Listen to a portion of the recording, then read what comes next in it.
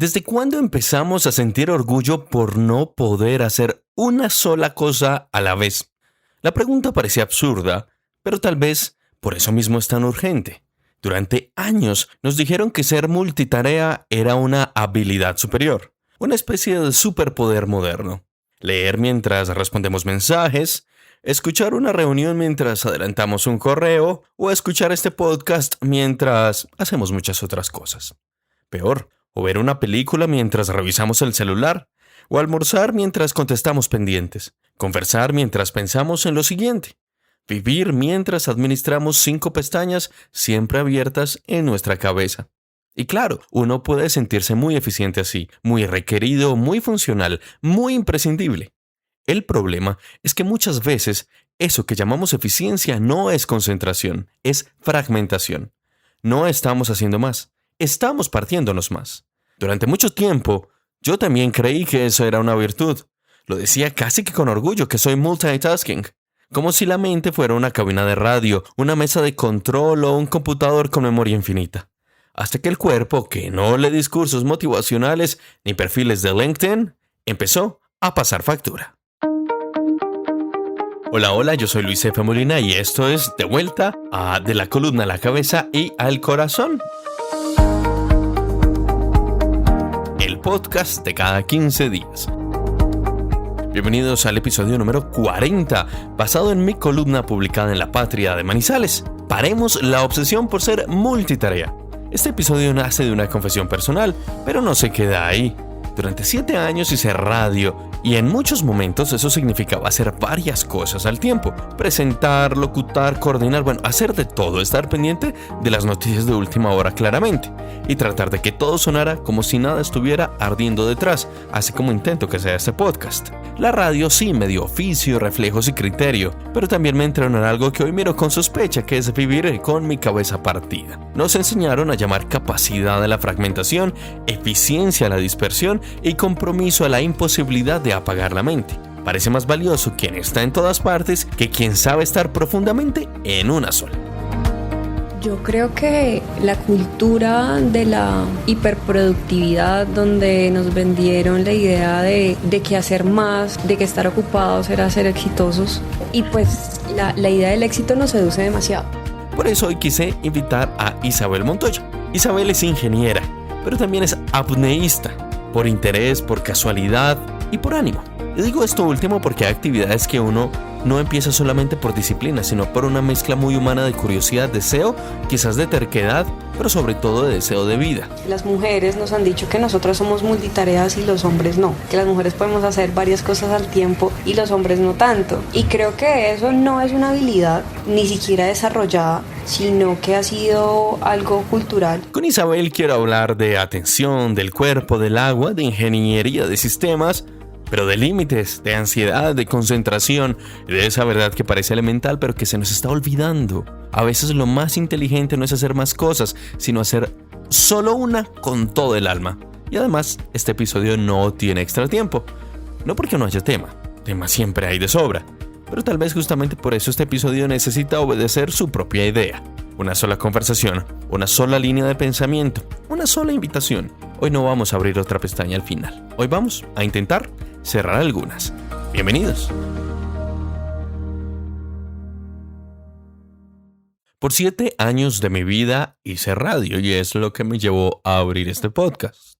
Yo no solo presentaba y locutaba noticias, sino que coordinaba el guión y era también el máster técnico. Básicamente eran 4 o 5 roles profesionales en uno solo, en simultáneo.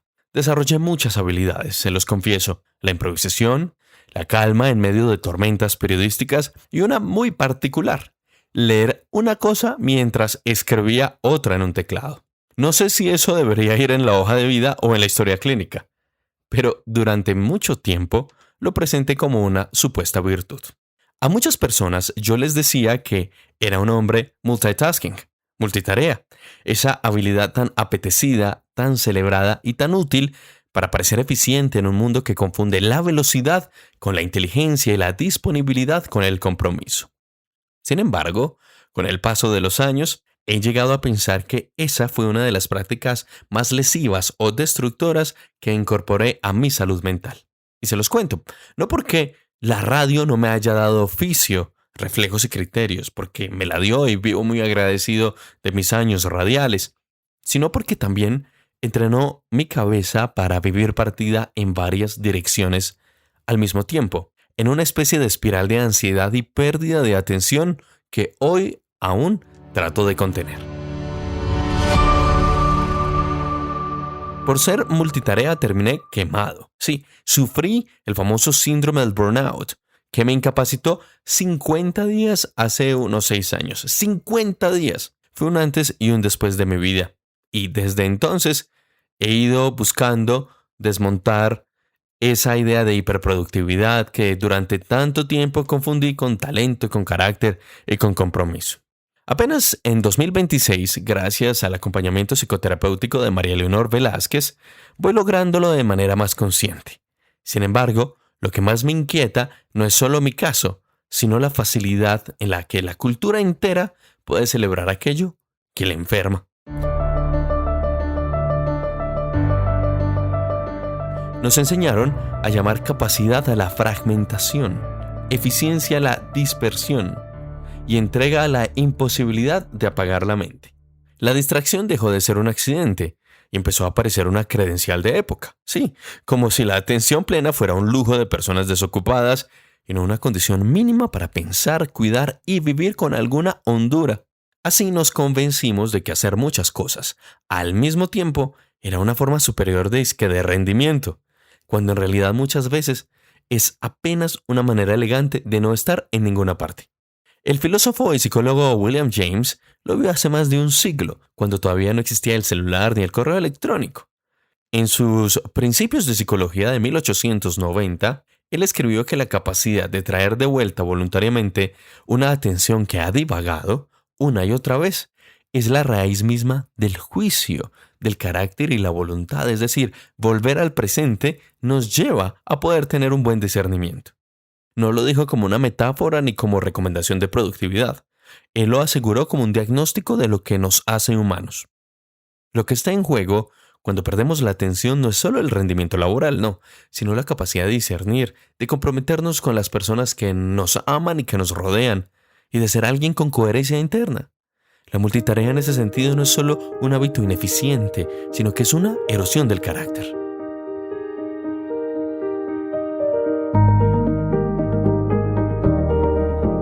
Para hablar de todo esto hoy me acompaña Isabel Montoya. Isabel es ingeniera, pero también hace apnea por interés, por casualidad y por ánimo. Me gusta esa forma de presentarla porque hay personas que tienen una vida profesional muy concreta, muy racional, muy estructurada, claro, pero al mismo tiempo han encontrado en otra práctica, en su caso, en las aguas profundas y en la contención de la respiración, una manera distinta de entender el cuerpo, la atención y los límites humanos. La ingeniería sí exige método, cálculo, concentración. La apnea exige algo parecido, pero con una diferencia fundamental. Allá el cuerpo también opina la respiración, el frío opina, la profundidad opina, el cansancio lo hace también, el agua opina. Y uno puede tener muchas ideas, muchos planes y muchas ganas, pero hay momentos en los que la realidad impone una pedagogía muy clara. Se avanza paso a paso, no 20 pasos mentales al tiempo, no 5 conversaciones simultáneas, no una vida entera metida en la cabeza mientras el cuerpo intenta sumergirse.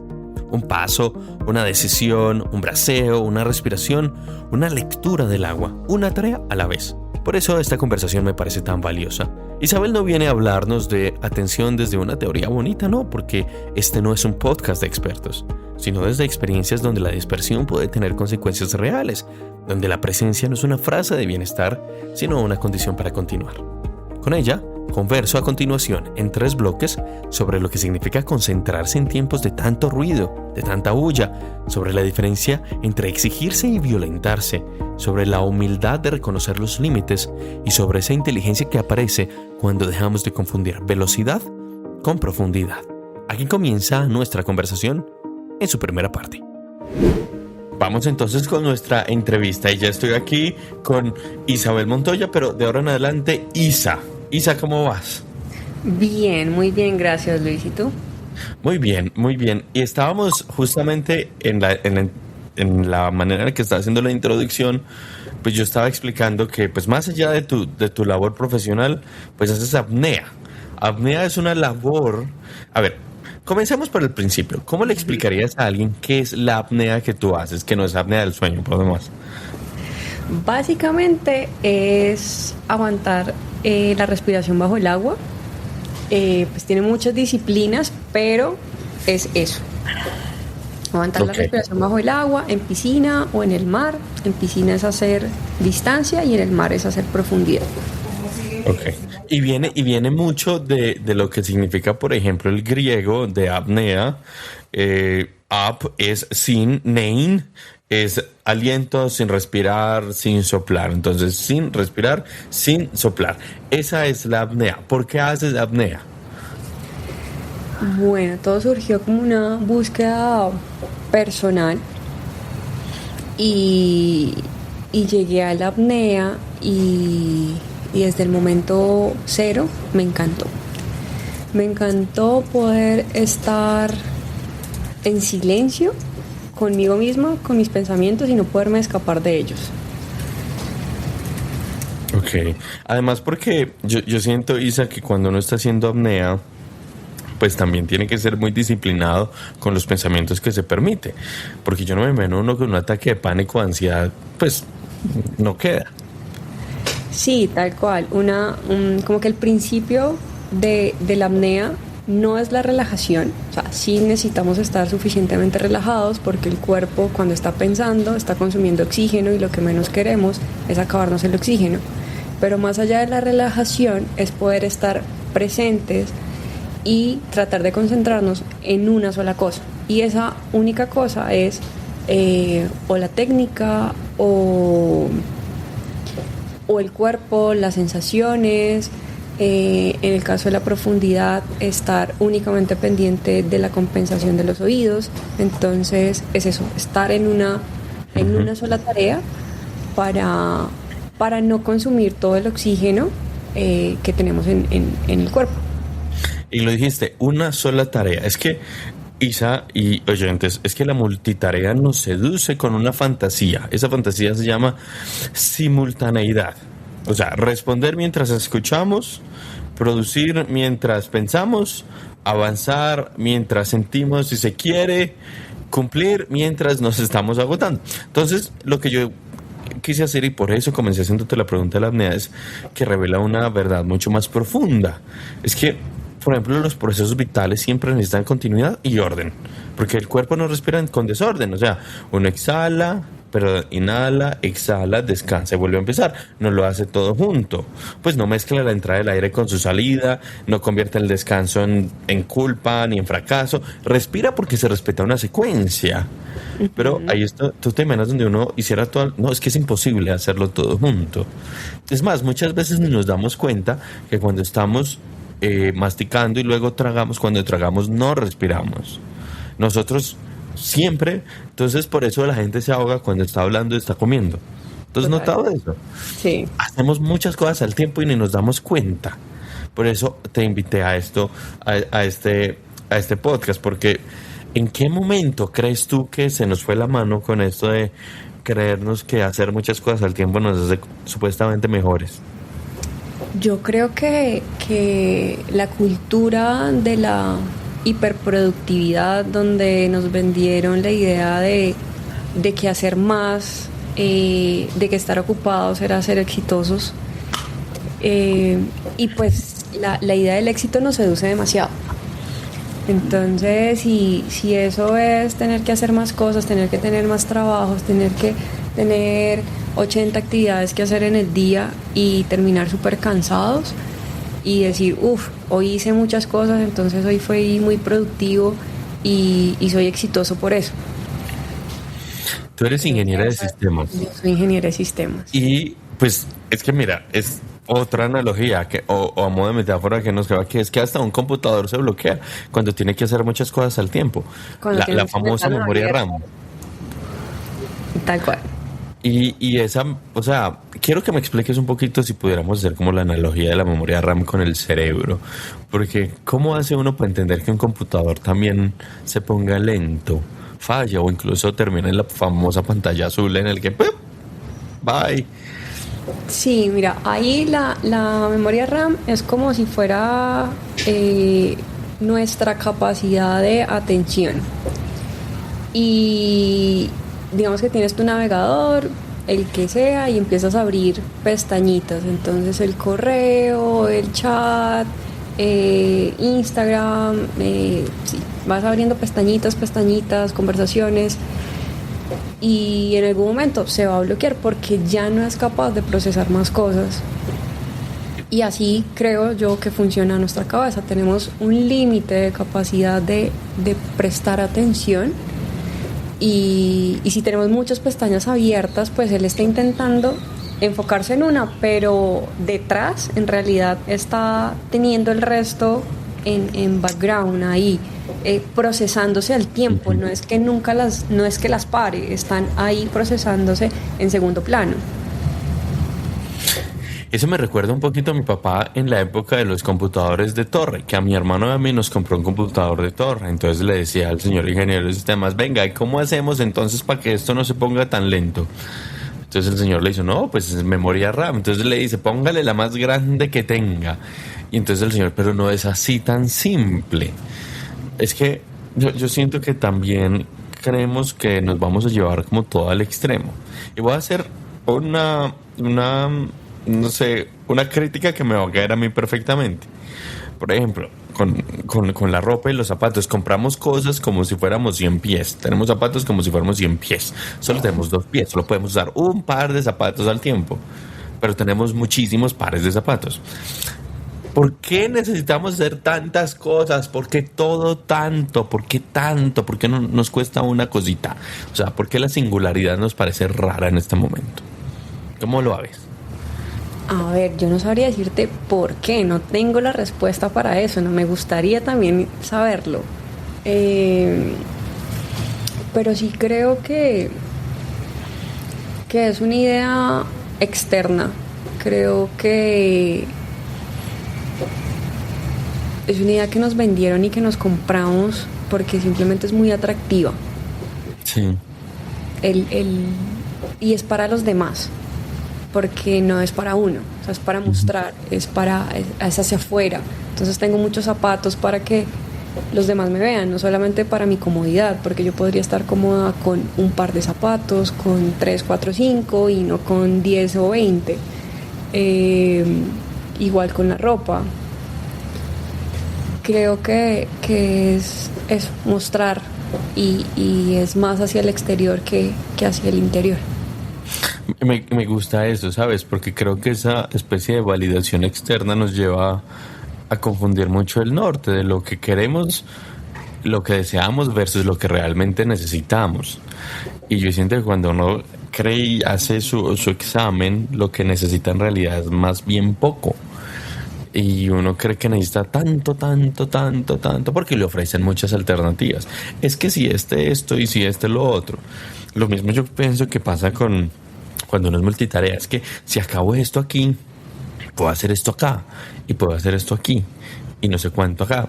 Y entonces, si estamos ahorrando tanto tiempo, entonces ¿qué estamos haciendo con el tiempo que ahorramos? ¿Llenarnos de más trabajo o qué? Exacto. Estamos ahorrando tiempo y nos estamos llenando el tiempo libre con más cosas por hacer. No sé, creo que al final hacer tantas cosas uno termina muy desgastado, muy cansado. Y a mí en mi trabajo pues intento que no, pero me pasa bastante que termino el día a veces diciendo, hice tanto que no hice nada. Uh-huh. Y hice tanto que estoy súper cansada de nada, y cuando veo los resultados no hice nada. Como dice el dicho, el que mucho abarca poco aprieta. No terminé ninguna tarea, no terminé los objetivos que tenía del día y estoy muy cansada. Sí, yo por ejemplo tengo un mea culpa que me sucede mucho, por ejemplo, con los libros. Yo leo muchos libros al mismo tiempo y a veces es como, bueno, ¿cuándo me voy a concentrar en uno solo para sacar uno adelante en vez de leer 10, 15 al mismo tiempo y no sacar ninguno adelante? Y yo siento que eso también tiene mucho que ver con la manera en la que estoy usando mi cerebro y me funciona mi cerebro, y que lo he contado muy bien en la columna, hace parte de todo este proceso en el cual uno dice, bueno, me habité a vivir así, y yo lo cuento y lo narré al inicio de este podcast, cuando por creerme muy multitarea en la pandemia terminé 50 días incapacitado. Entonces ahí es donde yo llego a la reflexión absoluta, querida Isa, en el cual yo digo, bueno, ¿para qué hacer tanto si al final no sé qué voy a hacer con lo que me sobra? ¿Para qué tanto? Pues yo no sé, porque la vida es una sola, no es una múltiple vida. ¿Cómo la ves tú? Yo creo que la vida no es tanto, que la vida es más sencilla y deberíamos regresar a hacer cosas más sencillas, y en ese tiempo que nos sobra, en que no estamos produciendo, tratar de hacer cosas como la apnea o como cualquier otra actividad que te permita estar concentrado en una sola cosa, tomarte un café sin tener que estar revisando el celular, tener una charla de amigos sin estar pendiente de las notificaciones o de qué es lo que voy a comer más adelante, qué es el plan para mañana, y disfrutarse más el presente. Sí, yo me imagino que, por ejemplo, perdón que te interrumpa, cuando tú estás haciendo apnea, tú no estás pensando en qué vas a almorzar. Tú estás como muy conectada contigo misma, pensando en cómo vas a administrar tu oxígeno para poder salir, supongo. Exacto. Yo creo que esta práctica, este deporte me ha enseñado mucho eso, a hacer una sola cosa. Y cada entreno, no solamente un entreno puede ser voy a mejorar mi brazada, me concentro solamente en eso, no importa que las otras cosas me salgan mal.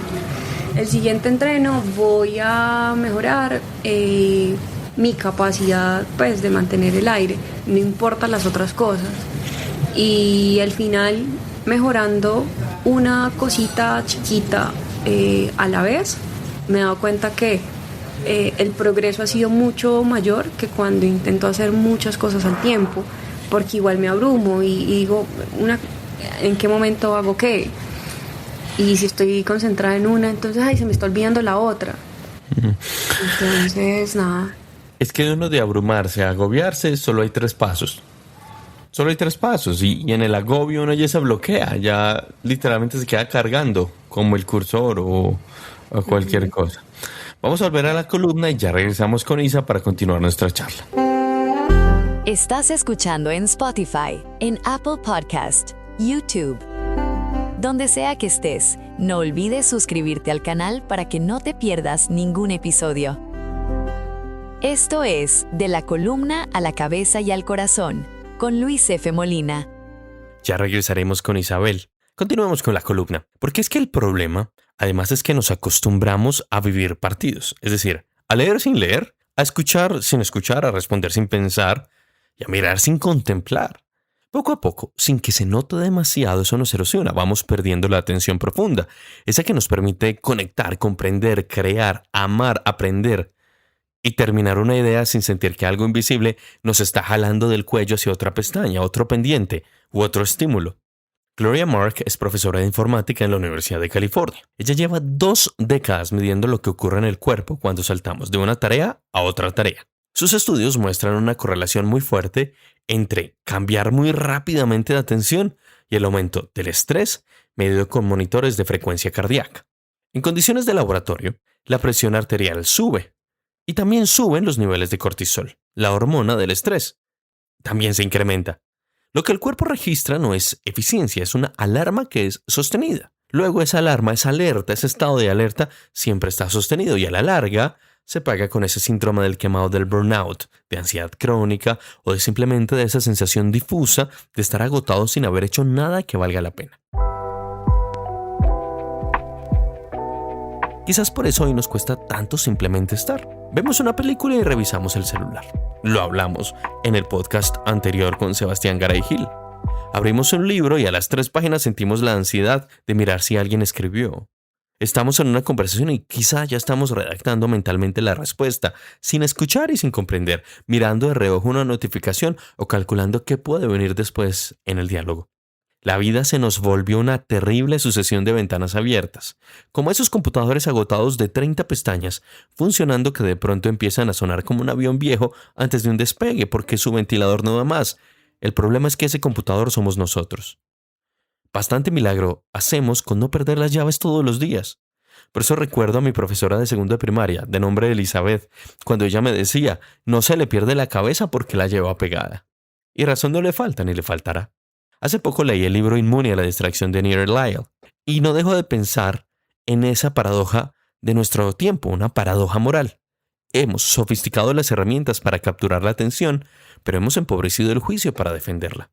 Eyal no nos hablaba solo de apagar notificaciones, no, sino de entender por qué cedemos tan fácilmente ante ellas, por qué buscamos la interrupción incluso cuando nadie nos interrumpe y por qué muchas veces la distracción no viene de afuera, sino que resulta de una incomodidad interior que no queremos mirar de frente. Regresamos con nuestra invitada de hoy, Isabel Montoya.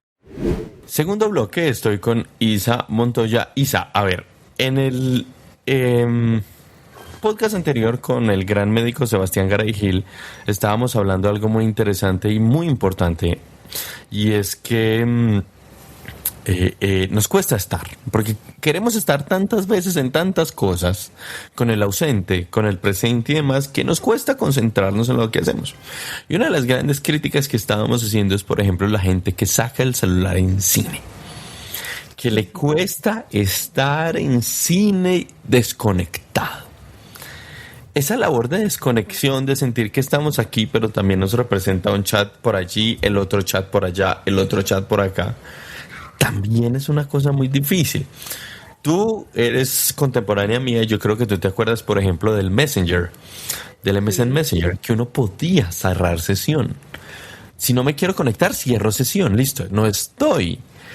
Pero es que ya no podemos cerrar sesión, ya siempre estamos conectados, siempre estamos ahí.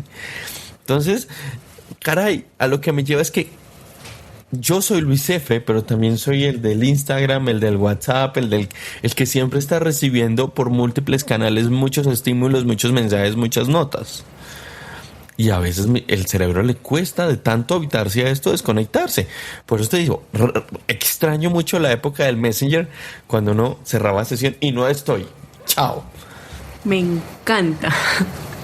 Ojalá pudiéramos cerrar sesión ahora, no me acordaba de eso. ¿Te acuerdas? Que hasta incluso uno podía chatear offline, yo recuerdo, pero creo que eso lo perdimos. Y, por ejemplo, del Messenger saltamos, por ejemplo, al BlackBerry. En el BlackBerry ya fue nuestro primer choque directamente con estar 100% conectados, igual que con WhatsApp, y ahí siempre está el chat. Qué fuerte eso, no había caído en cuenta que estamos conectados todo el tiempo. Y que es desgastante, además, tener, creo que la presión de contestar y estar disponibles para todo, y ese estar disponibles como en lo digital hace que no estemos disponibles en la vida real, cuando estamos con otras personas, cuando estamos con nosotros mismos. Y lo que decías del cine, me pasa. Intento conscientemente estar cuando estoy haciendo otras cosas, no mirar el celular. Pero hay una necesidad, ya como que el cerebro está mal diseñado, dañado, y está la necesidad de revisar la notificación y la necesidad de revisar quién me escribió o quién le dio like o lo que sea que llegue al celular. Pero me obligo porque precisamente lo que quiero es estar presente, es estar haciendo lo que estoy haciendo, viendo la película que estoy viendo. Pero me parece muy curioso esa sensación de sacar el celular para ver la hora. Claro, y ver cuánto me falta. O, bueno, yo he visto personas que se meten a Wikipedia a ver el plot de la película porque necesitan saber. Bueno, a mí lo que me choca es que haya que, como yo soy muy despistado, entonces si yo veo que alguien saca una luz, yo ahí mismo me desconecto. Pero ese no es el punto es siempre algo que nos saca donde estamos, como si nos hicieran una abstracción, como si llegaran los aliens. No, o sea, hay gente que dice que por lo que nos pelea el mercado es por nuestros datos. Podrán tener mucha razón, que lo más valioso que podemos tener será la plata. Habrá personas que digan eso. Yo siento que por lo que nos están disputando en este momento todos es por la atención. Nuestra atención es la moneda más importante en este momento y la regalamos tan fácil. De acuerdo. Las redes sociales, por ejemplo, funcionan. El algoritmo lo que intenta es obtener tu atención. ¿Cuánto tiempo vas a estar en esa publicación? Entonces por eso están los hooks y entonces luego el contexto y luego el resto de cosas y te muestra o no el contenido que las personas producen dependiendo de si están más de X tiempo viéndolo. Entonces sí, de acuerdo, el bien más preciado en este momento es nuestra atención. Y ahí sale una pregunta súper interesante. ¿A qué le estamos dando nuestra atención? ¿A quién se la regalamos y le encimamos? Voy a decir algo que va a sonar grosero. A mí me cuesta mucho venderme, por ejemplo, a lo que nos exige el algoritmo, que es que tenemos que tener el gancho. A mí eso todo me vale cuento. Porque yo te soy muy sincero, Isa, por eso este podcast dura 50 minutos y no 2 minutos. Porque es que esto es para que la gente se conecte y lo entienda y lo vea y lo pause. Entonces yo no me voy a vender a tener que correr. O sea, cuando hay que hacer los videos uno encima del otro, que la transición, que esto, que la... ¡No! Pues me rehúso y me niego. Así me quedé con una vista, estoy bien, gracias. Pero es que también este exceso de hiperestimulación hacia dónde nos lleva. ¿Y para qué quieres la atención de alguien que finalmente te va a terminar descartando?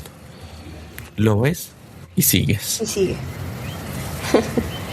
Sí, de acuerdo. Creo que en este momento ser rebelde es hacer lo que tú haces.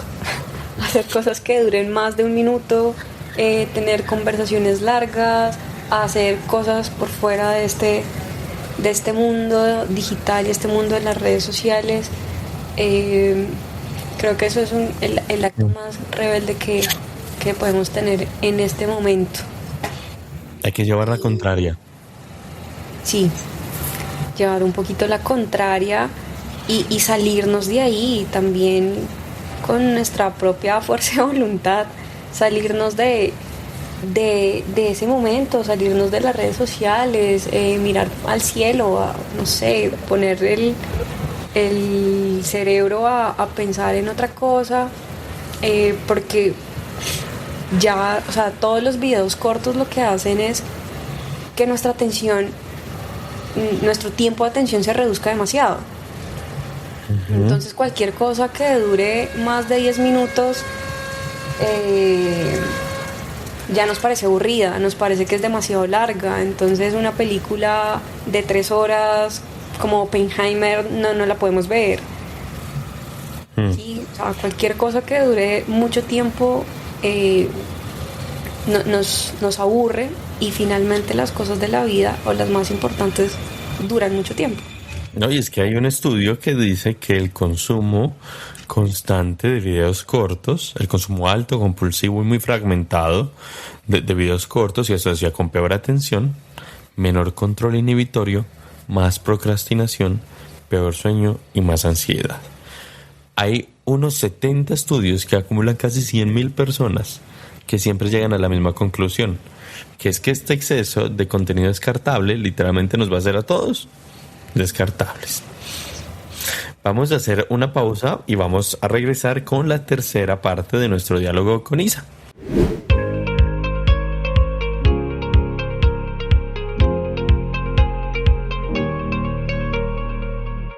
Regresamos.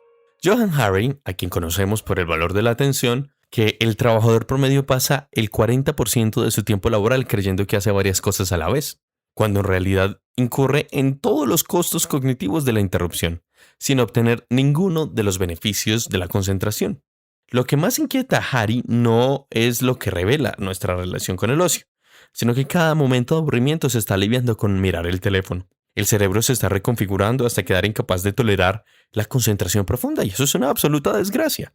Hemos llegado al punto de huirle al vacío no porque tengamos algo urgente, sino porque el vacío mismo nos genera ansiedad. El escritor Cal Newport lo llama deprivación de la soledad, y es un estado en el que la mente nunca tiene tiempo a solas consigo misma, y que, acumulado, todo esto produce exactamente la fragilidad mental que la multitarea nos enseñó a confundir con fortaleza. ¿Qué clase de vida nosotros estamos construyendo cuando nuestra conciencia permanece siempre disponible para lo urgente, pero casi nunca para lo importante? Una muy sofisticada, sin duda. Una en la que mantenemos 5 conversaciones simultáneas con personas en otras ciudades mientras ignoramos con maestría a quien tenemos sentados al frente.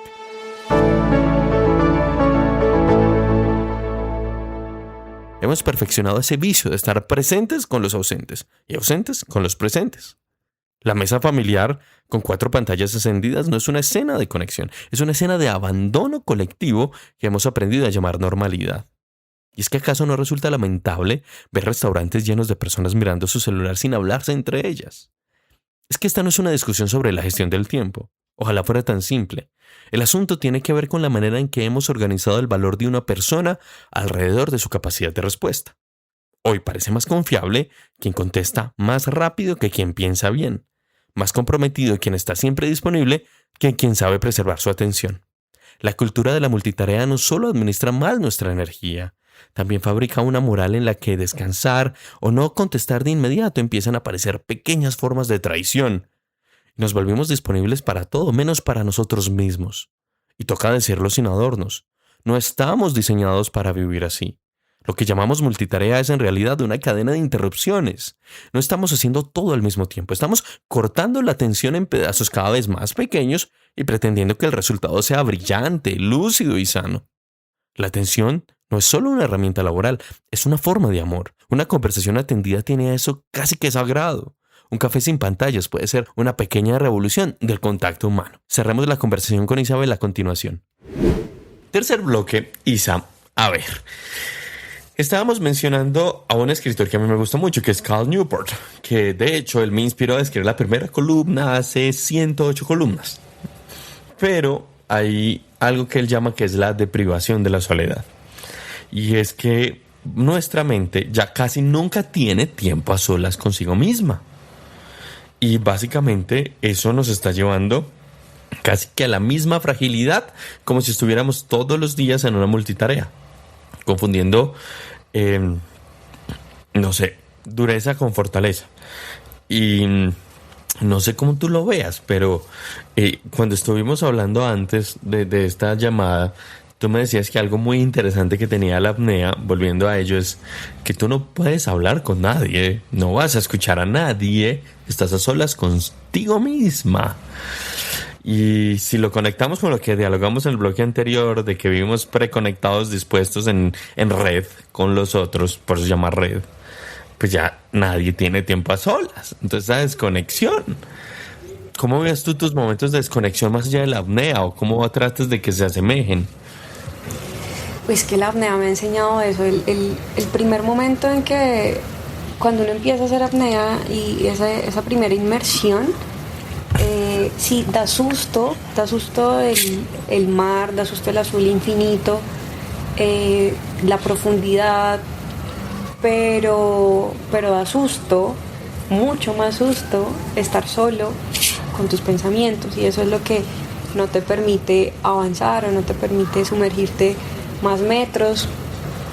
Y es que uno empieza a pensar, es que me voy a ahogar, es que está muy hondo, es que me va a faltar el aire, es que no voy a alcanzar a subir, y eso genera una ansiedad impresionante porque no estamos acostumbrados a estar aquí en nuestra cabeza, a estar solos, a controlarlos, y no es a controlarlos como una obligación de poner la mente en blanco, sino a saber que los pensamientos están ahí, que esas sensaciones incómodas están ahí, y a pesar de eso podérselo disfrutar.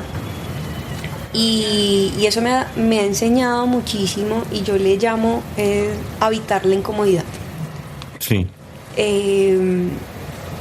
Hay muchos momentos que son incómodos en la vida. Por ejemplo, el desamor. Estar en una tusa es muy incómodo, es muy doloroso, pero a pesar de eso pueden haber otras cosas que sí te hagan feliz.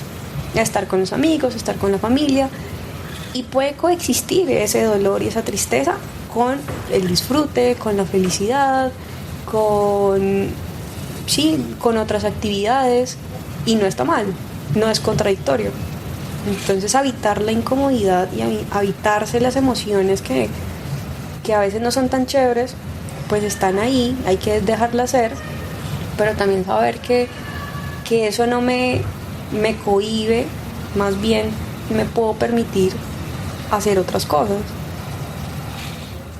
Claro, y eso me lleva a la gran paradoja que yo planteo, es que hemos perfeccionado el vicio, la mala práctica, la mala praxis, como le queramos llamar, de estar presente con los ausentes y ausente con los presentes. Uh-huh. O sea, hace unos días yo fui con mi pareja a comer, estábamos cenando, y yo le decía que me estresaba un poco ver una pareja que había en la otra mesa, no se hablaban, estaban todos los dos en el celular y no dialogaban, no levantaban la cabeza, ni siquiera cuando llegó la mesera levantaron la cabeza del celular.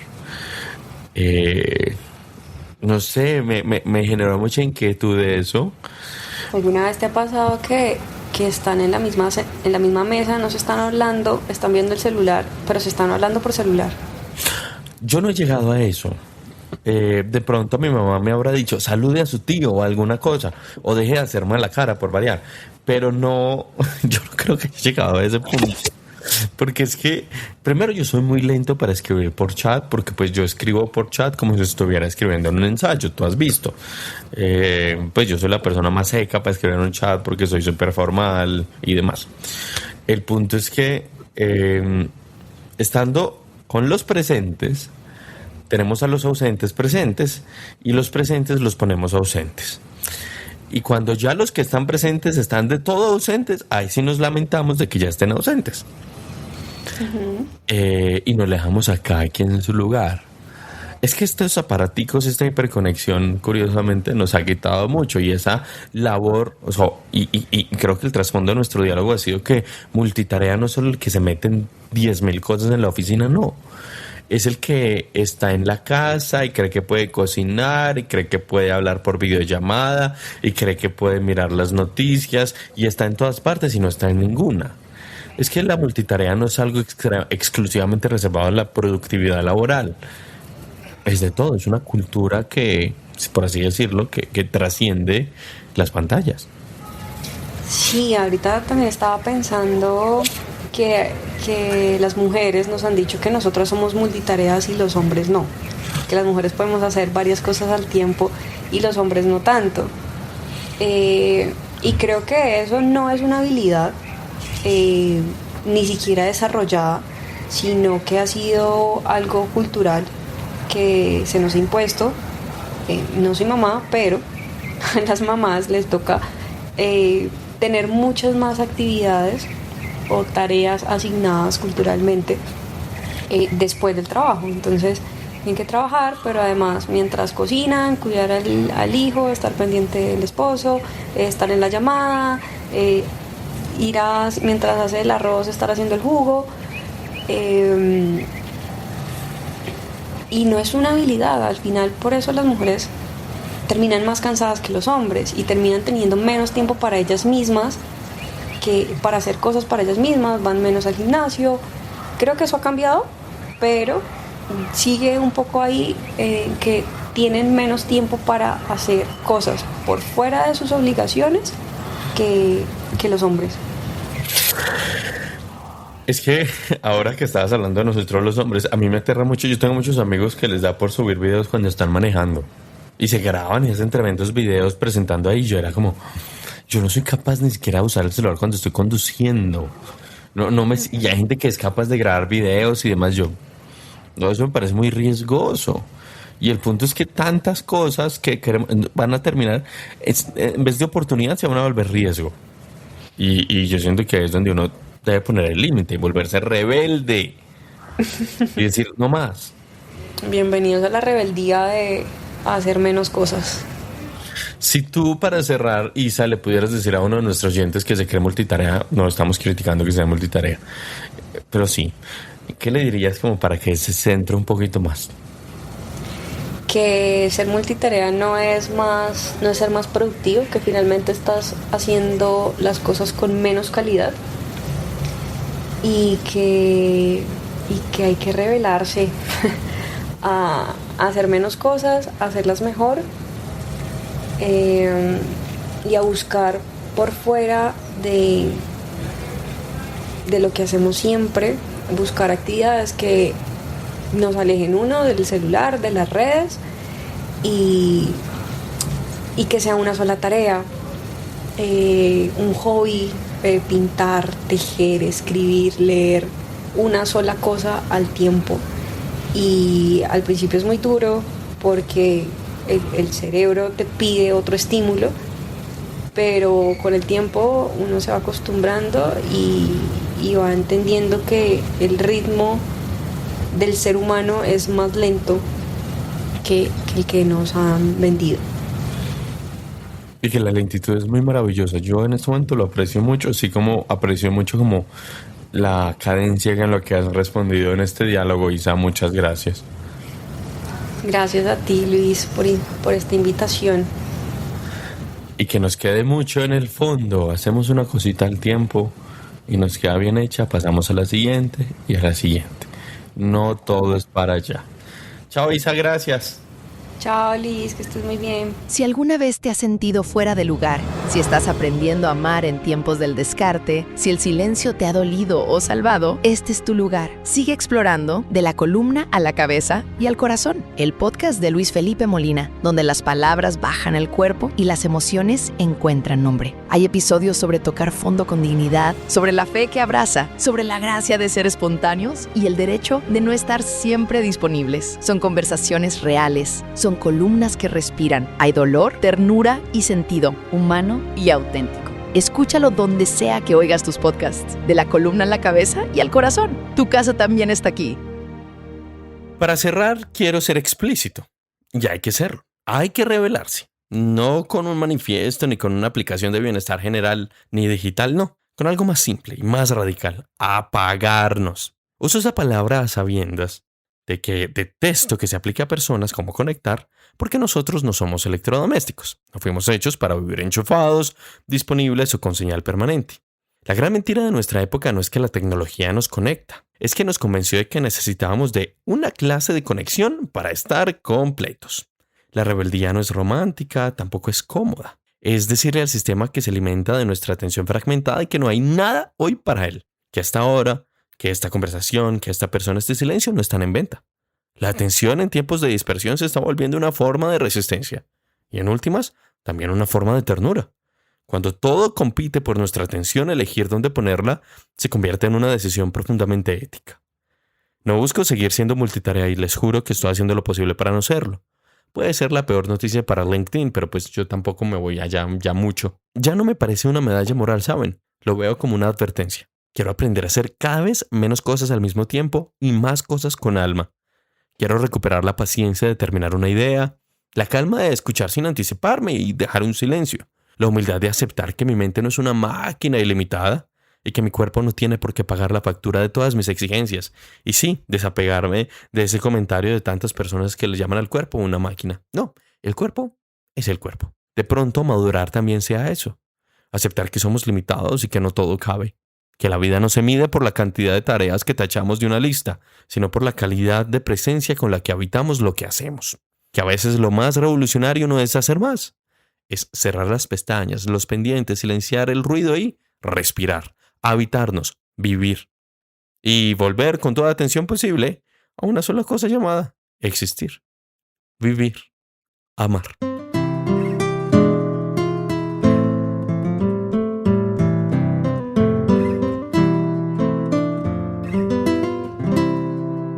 Hoy este episodio no tiene extra tiempo y quiero decirlo así explícitamente porque también algo importante es no agregar otra cosa solo porque el formato lo permite. A veces uno abre un bloque más, una idea más, una reflexión más, una capa más, una pestaña más y nos cansamos, incluso cuando el tema ya ha pedido silencio.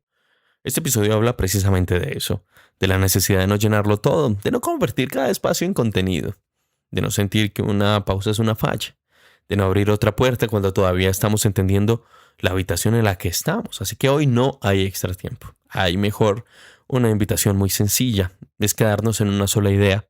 La atención no es un recurso menor, es una forma de presencia, una forma de amor, como les he dicho y les he insistido, una forma de cuidado y es una forma también de resistir. Y quizás por esta vez eso basta. Tal vez el problema nunca fue tener muchas capacidades. El problema fue creer que debíamos usarlas todas al mismo tiempo. Tal vez el problema no fue la tecnología, sino haberle entregado la dirección de nuestra atención. Tal vez el problema no ha sido trabajar, responder, crear, cuidar, producir, sino haber confundido una vida llena de tareas como una vida verdaderamente habitada. No busco seguir siendo multitarea, como les dije. Quiero aprender a hacer menos cosas al tiempo y tener la humildad de aceptar que mi mente no es ilimitada. Porque la atención en tiempos de dispersión es una forma en la que nosotros resistimos. Volver al cuerpo, volver al silencio, volver a quien tenemos al frente, volver a la tarea que importa, volver con toda la atención posible a vivir otra vez.